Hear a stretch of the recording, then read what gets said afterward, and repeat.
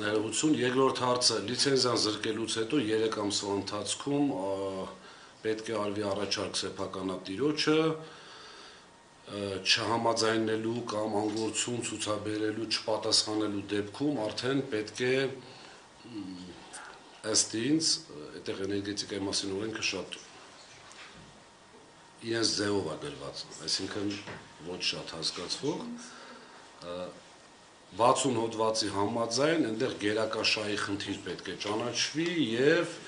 բնականաբար վճարվի, կրկնում եմ, գերակաշահի օրենքով շուկայական արժեք գումարած 15%։ Այդպես է գերակաշահը ճանաչվում, պետությունը գերակաշահ այդպես է ճանաչում։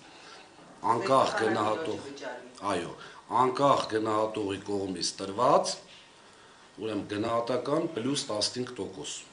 Սեփականատիրոջը պետք է վճարվի։ Ես առաջին օրվանից դեռևս վարույթը չէր նախաձեռնվել, ես ժողովրդին տեղեկացրել եմ, ինքս իմ խղճի առաջ հանգիստ եմ սեփականատիրոջ կողմից էլ, որ ժողովուրդ ջան, մի քանի $100 միլիոն պետությունը պետք է վարկերը տեղափոխի իր վրա, այսինքն պետական երաշխիք տա, որը արդեն հանդիսանում է պետական պարտք, դառնում է, գումարվում է պետական պարտքին, եւ մի քանի $100 միլիոն պետք է վճարի սեփականատիրոջը։ Մեր պաշտոնյաները ցույց խելոք լուրջ դեմքով ասում են մենք գումարն ունենք, բյուջեն եւ այլն, բայց անգամ արտաքին պարտք ներգրավելու դեպքում էլ մենք բոլորս ենք դա վճարելու, ինչպես այսօրվա եղած արտաքին պարտքը։ Բայց եթե որպես այդպեսին ինքը լիցենզիան կորցնում է, ով է, որ ընկերությունն է այդ հոսանքը բաշխելու, եթե մենաշնորհ կա։ Կառավարիչը։ Հանձնաժողովի նախագահը նշանակում է կառավարիչ, կարող է նշանակել նույն կառավարիչ։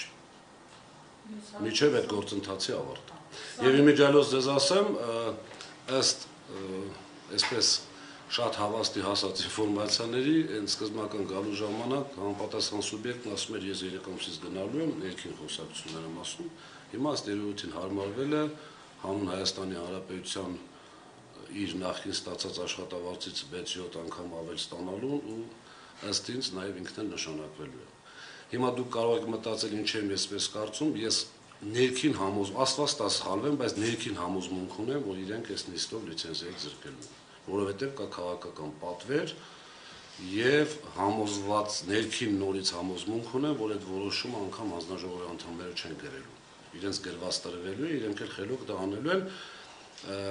բայց դա իրենց չի փրկում այնքանով, որ իրենց ձեռքով է դա արվում։ Այսինքն վաղը մյուսօր այդ նույն ասույթը չլինի, գիտեք,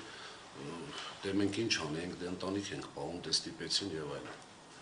24 նյութ շնորհակալություն, պարոն Ղազինյան, դեռ ամիսներ առաջ Ռոմանոս Պետրոսյանը